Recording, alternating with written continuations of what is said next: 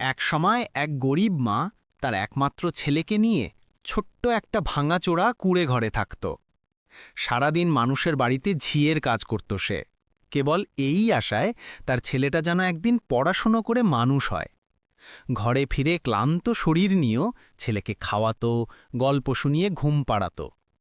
কিন্তু ছেলেটা ছিল দুষ্টু, মায়ের কষ্ট বুঝত না, প্রায়ই রাগ করত, মুখ ফেরিয়ে বসে থাকত।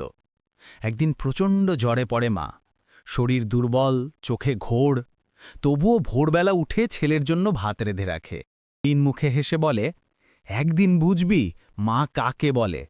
বিকেলে মা হঠাৎ পড়ে যায় মাটিতে। প্রতিবেশীরা ছুটে এসে হাসপাতালে নেয়, কিন্তু ডাক্তার মাথা নাড়িয়ে বলে, অনেক দেরি হয়ে গেছে। ছেলেটা মায়ের নিথর হাত ধরে কাঁদতে থাকে। মা, চোখ খোলো না, আমি তোকে ভালোবাসি মা, অনেক ভালোবাসি।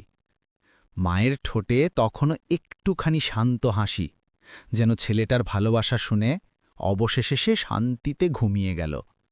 সেই দিন থেকেই ছেলেটা বুঝে গেল, পৃথিবীতে মায়ের ভালোবাসার মতো কিছু নেই, আর কেউ তেমন করে ভালোবাসে না, ভালোবাসতে পারে না।